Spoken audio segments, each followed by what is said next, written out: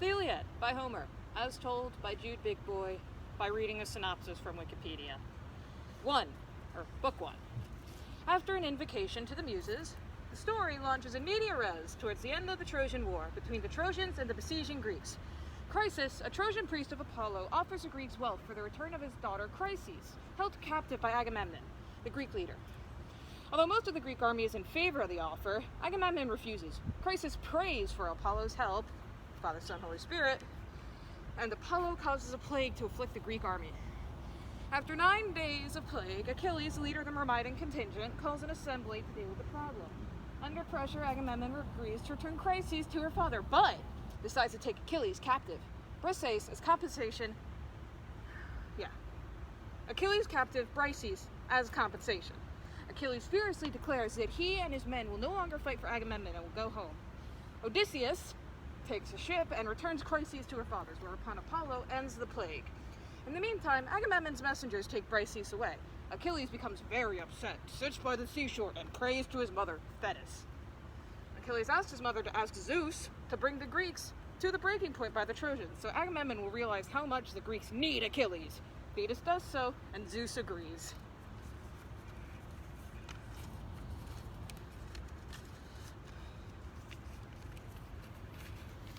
And so now we continue with Book 2. Zeus sends a dream to Agamemnon, urging him to attack Troy. Agamemnon heeds the dream, but first decides to test the Greek army's morale by telling them to go home. The plan backfires, and only the intervention of Odysseus, inspired by Athena, stops a rout. Odysseus confronts and beats Thyestes, a common soldier who voices discontent about fighting Agamemnon's war. After a meal, the Greeks deploy in companies upon the Trojan plan. The poet, Homer, takes the opportunity to describe the provenance of each Greek contingent.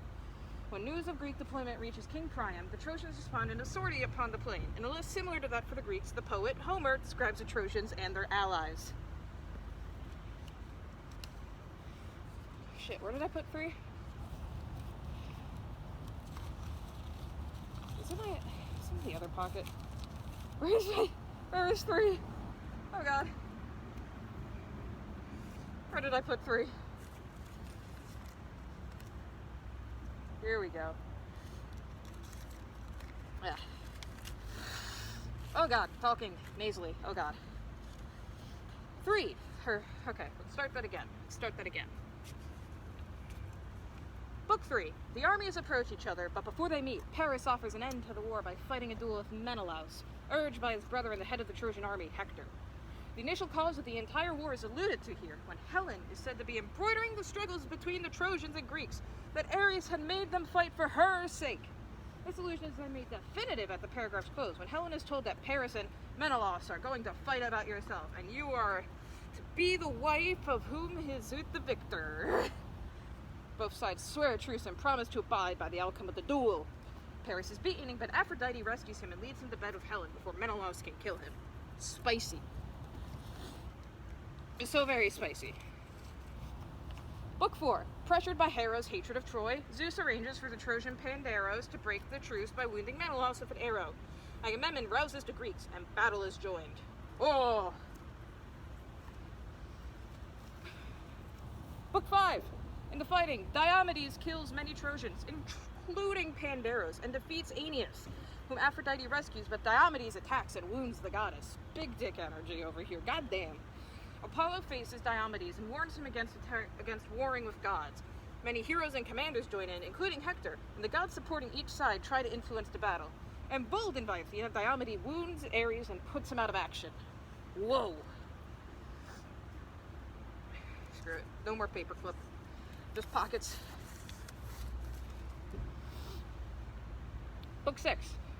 Hector rallies the Trojans and prevents a rout. The Greek Diomedes and the Trojan Glaucus find common ground and exchange unequal gifts. Hector enters the city, urges prayers and sacrifices, incites Paris to battle, bids his wife Andromache and son Astyanax farewell in the city walls, and rejoins the battle. That man had a lot of errands. Okay, Book 7. Hector duels with Ajax, but nightfall interrupts the fight, and both sides retire. The Greeks agree to burn their dead and build a wall to protect their ships and camp, while the Trojans quarrel about returning Helen. Paris offers to return the treasure he took and give further wealth as compensation, but not Helen, and the offer is refused. A day's truce is agreed for burning the dead, during which the Greeks also build their wall and a trench.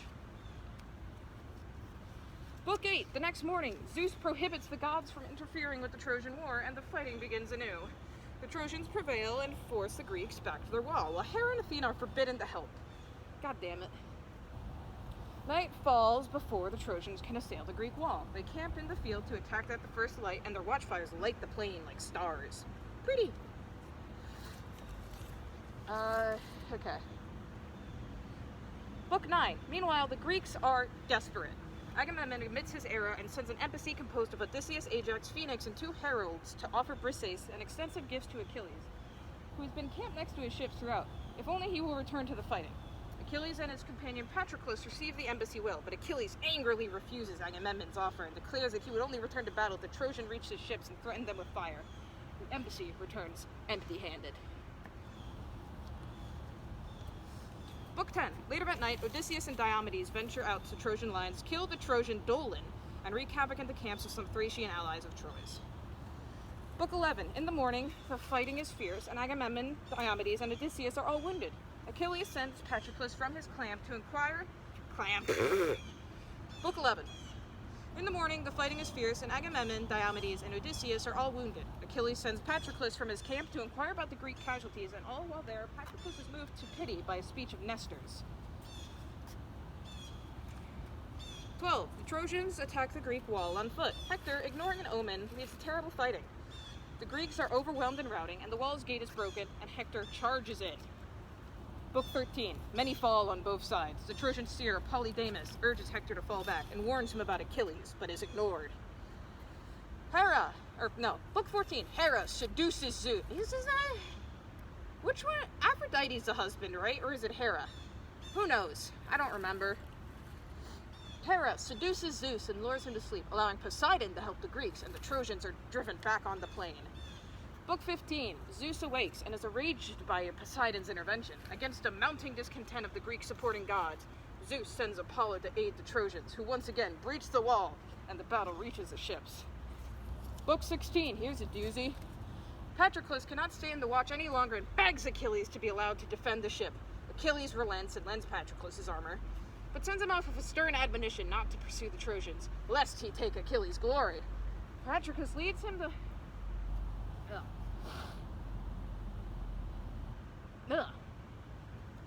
Anyways, Patroclus leads the Myrmidons into battle and arrives as the Trojans set fire to the first ships.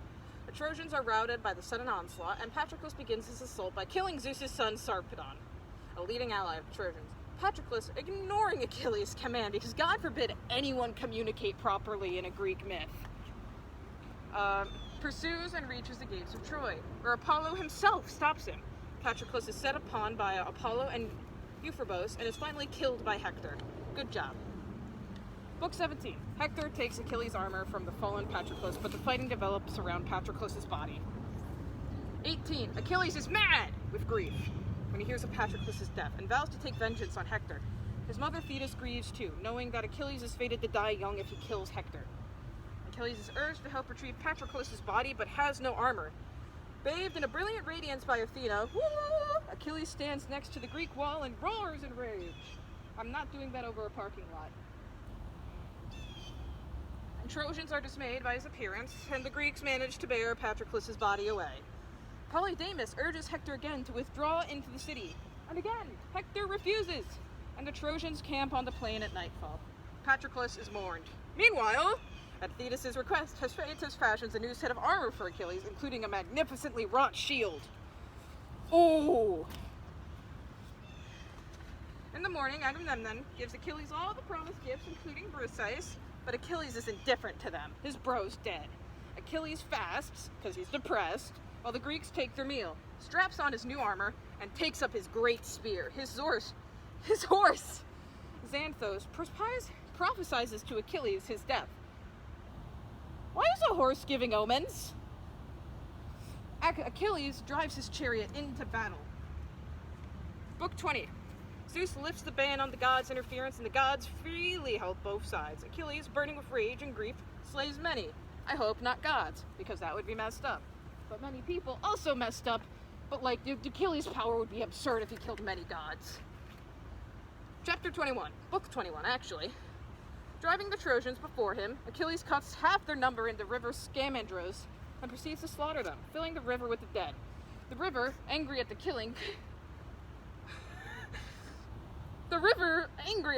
confronts Achilles, but is beaten back by Hephaestus' firestorm.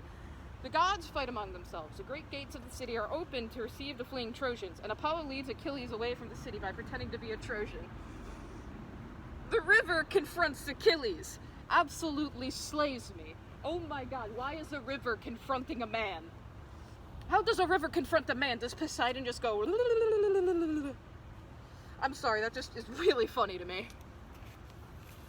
Book 22. When Apollo reveals himself to Achilles, the Trojans have retreated into the city, all except for Hector, who, having twice ignored the counsels of Polydamas, feels the shame of the rout and resolves to face Achilles, despite the pleas of his parents, Priam and Hecuba. When Achilles approaches, Hector's will fails him, and he is chased around the city by Achilles. Finally, Athena tricks him into stopping, and he turns to face his opponent. After a brief duel, Achilles stabs Hector through the neck. Before dying, Hector reminds Achilles that he, too, is fated to die in the war. Achilles takes Hector's dead body and dishonors it by dragging it behind his chariot. Really thought he was going to piss on the body for a hot second. Book 23. The ghost of Patroclus comes to Achilles in a dream, urging him to carry out his burial rites and to arrange for their bones to be entombed together. Why aren't Patroclus and Achilles, like, homies? Why aren't they, like, married? Like, that's kind of like, yeah, I just want to get buried with my bro, because he's my bro. Like, it's kind of a little funny. I mean, it's the Greeks. It's not surprising, but it's like, come on, man. Anyways, the Greeks hold a day of funeral games, and Achilles gives out the prizes. I'm sorry, reading the... I know, like, it's common tradition in a lot of cultures that aren't, like, Western to, like, celebrate the dead and be like, woo, yeah, we love her.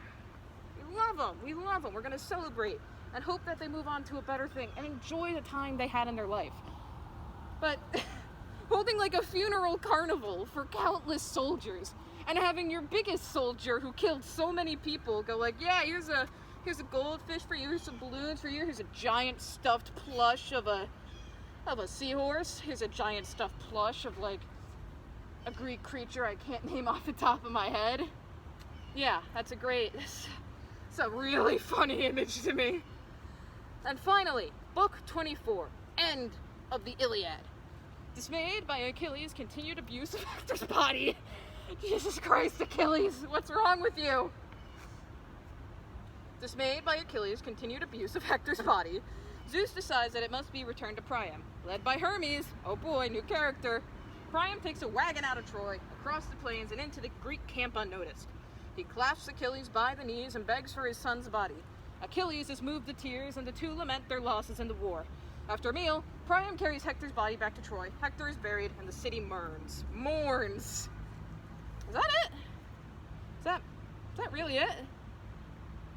I feel like there is a whole third page I forgot to cut, isn't there?